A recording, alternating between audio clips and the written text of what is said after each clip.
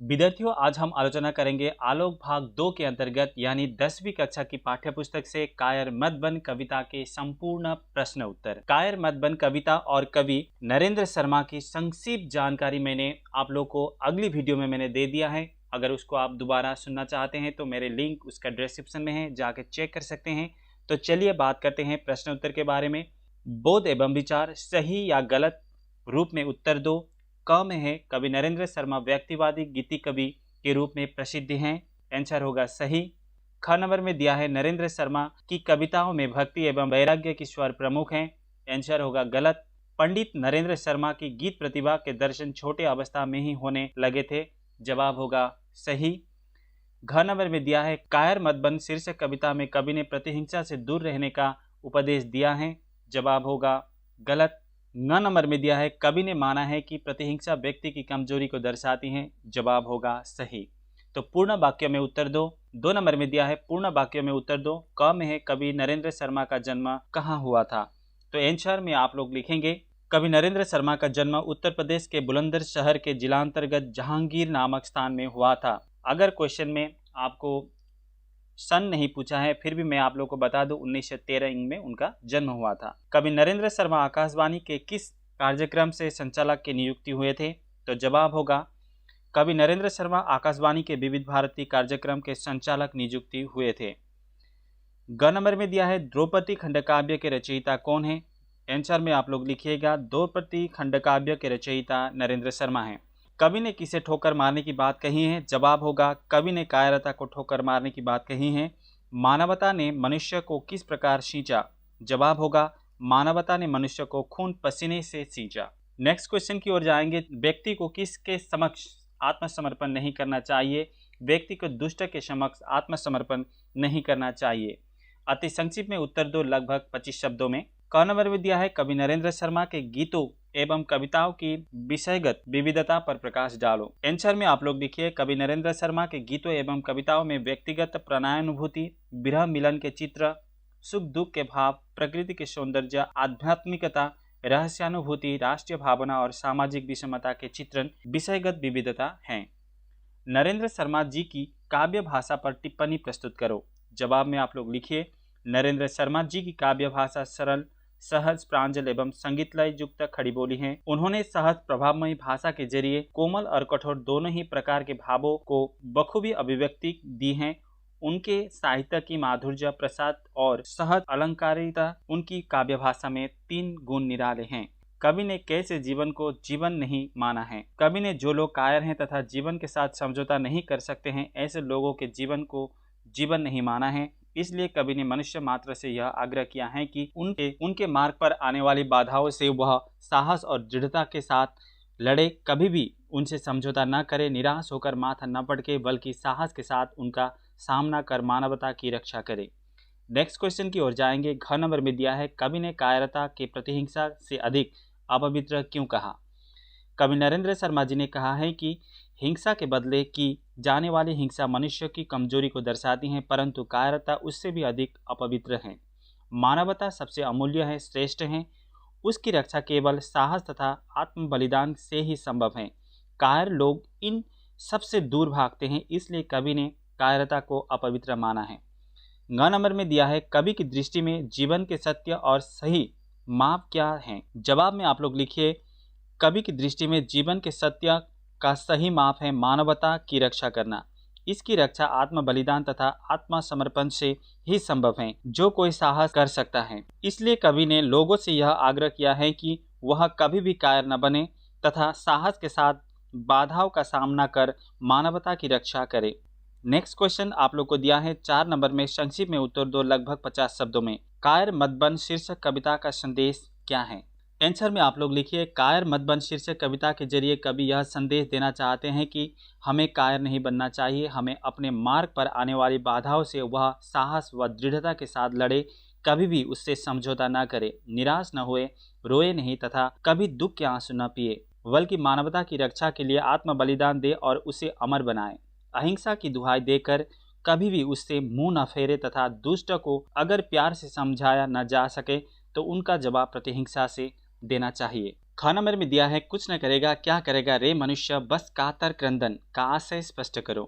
तो आंसर में आप लोग लिखिए प्रस्तुत पंक्ति के माध्यम से कवि यह संदेश देना चाहते हैं कि हे मनुष्य तुम कायर मत बनो, बल्कि उसके मार्ग में आने वाली प्रत्येक बाधाओं को दृढ़ता तथा साहस के साथ सामना करें। कभी भी उनसे समझौता ना करें, निराश होकर न भागे तथा कभी रोए नहीं और दुख के आंसू न पिए, बल्कि मानवता की रक्षा में अपना सर्वत्र न्यौछावर करें। मानवता से बढ़कर कुछ भी नहीं है। सत्य तो यही है कि व्यक्ति के आत्म बलिदान से ही मानवता अमर बनती है। नेक्स्ट क्वेश्चन दिया है गांव में या तो जीत प्रीत के बल या तेरा पद चूमे तस्कर का तात्पर्य बताओ। आंसर में आप लोग लिखिए मानव के सफलता के मार्ग में आने वाले बाधाएं आती हैं। समाज में ऐसे लोगों की कमी नहीं है जो दूसरे को घृणा हिंसा की दृष्टि से देखते हैं तथा उसकी राह रोकने के लिए अनेक बाधाएं उपस्थित करते हैं। ऐसी स्थिति में लोगों को चाहिए कि या तो प्यार के बल पर हिंसा करने वाले को जीत ले, नहीं तो उसकी हिंसा का जवाब प्रतिहिंसा से दे। किसी भी स्थिति में अहिंसा की दुहाई देते हुए पीठ फेर कर वह न भागे। घ नंबर में दिया है कवि ने प्रतिहिंसा को व्यक्ति की दुर्बलता क्यों कहा है। उत्तर में आप लोग लिखिए प्रतिहिंसा हिंसा के बदले की जाने वाली एक ऐसी भावना है जो व्यक्ति को कुछ भी करने के लिए मजबूर करते हैं। जिसके दिल में प्यार करुणा दया ममता आदि साबित गुण हैं वही महान है। इसमें से प्यार ही एक ऐसा गुण है जिसके द्वारा हिंसा घृणा आदि भावों पर विजय पा सकते हैं तथा महान भी बन सकते हैं। जो हिंसा करने वाले को भी प्यार से गले लगा सकते हैं, किंतु हिंसा एक कमजोरी है जो कलंकित भावनाओं को भी जन्म देता है। इसलिए कवि ने प्रतिहिंसा को व्यक्ति की दुर्बलता कहा है। 5 नंबर में दिया है सम्यक उत्तर दो लगभग 100 शब्दों में। सज्जन और दुर्जन के प्रति मनुष्य के व्यवहार कैसा होना चाहिए। पठित कायर मत बन कविता के आधार पर उल्लेख करो व उत्तर दो। आप लोग लिखेंगे कवि नरेंद्र शर्मा मानवतावादी कवि हैं। कायर मत बन कविता में साहस एवं अडिग अविचल भावना के संदेश मिलता है। सज्जन व्यक्ति के प्रति कवि ने कहा है कि उन्हें कभी कायर नहीं बनना चाहिए। कवि ने मनुष्य से आग्रह किया है कि मानवता की रक्षा के मार्ग में आने वाली प्रत्येक बाधाओं का सामना वह साहस तथा दृढ़ता से करे। कभी निराश होकर पीछे न हटे, माथा न पटके, कभी रोए नहीं, कभी गिड़गिड़ाए नहीं और कभी भी दुख के आंसू न पिए। सच तो यह है कि आत्म बलिदान तथा आत्मसमर्पण से ही मानवता अमर बनती है। युगों से संचित मानवता व्यक्ति को खून पसीने से सींचता है। इसलिए कवि ने सज्जन लोगों को इसके लिए प्रेरित करते हुए लोगों से अच्छे व्यवहार की उम्मीद रखता है। दूसरी ओर दुर्जन लोग के प्रति भी हमारा व्यवहार प्रेम पूर्वक होना चाहिए, किंतु वह यदि प्रेम से न माने तो कवि ने उसकी हिंसा का जवाब प्रतिहिंसा से देने के लिए कहा है। लेकिन किसी भी स्थिति में अहिंसा की दुहाई देते हुए उससे भागना नहीं चाहिए। यद्यपि प्रतिहिंसा व्यक्ति की कमजोरी को दर्शाती है, फिर भी यह बात कायरता से अच्छा है, क्योंकि कायरता इससे भी अधिक अपवित्र है। अंततः मानवता के लिए उचित यही है कि वह कभी भी कायर न बने और अपना सब कुछ मानवता पर अर्पण कर दे। विद्यार्थी अब 6 नंबर के क्वेश्चन में आते। प्रसंग सहित व्याख्या करो। इसमें क नंबर में दिया है ले देकर जीना क्या जीना, कब तक गम के आंसू पीना, मानवता ने सींचा तुझको वहाँ युगों तक खून पसीना। इसका जवाब आप लोग इस प्रकार देंगे। सबसे पहले आप लोग उत्तर लिखेंगे, उसके बाद प्रसंग में लिखेंगे प्रस्तुत पंक्तियां हमारी पाठ्य पुस्तक आलोक भाग 2 के अंतर्गत नरेंद्र शर्मा जी द्वारा विरचित कायर मत बन शीर्षक कविता से लिया गया है। तो व्याख्या में आप लोग लिखेंगे प्रस्तुत पंक्ति के माध्यम से कवि ने लोगों से आह्वान किया है कि वे कायर न बनकर साहस से जीवन में आने वाली बाधाओं का सामना करें। कवि ने कहा है कि जीवन के साथ समझौता करके जीना तथा गम के आंसू पीकर जीना निरर्थ है, उसका कोई अर्थ नहीं है। मानवता की रक्षा के लिए युग युग से व्यक्ति को खून पसीने से सींचा है। अंत कवि ने लोगों को मानवता का कामना रखते हुए उनसे आत्म बलिदान की अपेक्षा रखते हैं, क्योंकि मानवता अमूल्य है, अमर है। उसकी रक्षा के सामने व्यक्ति की सुरक्षा का कोई मोल नहीं है।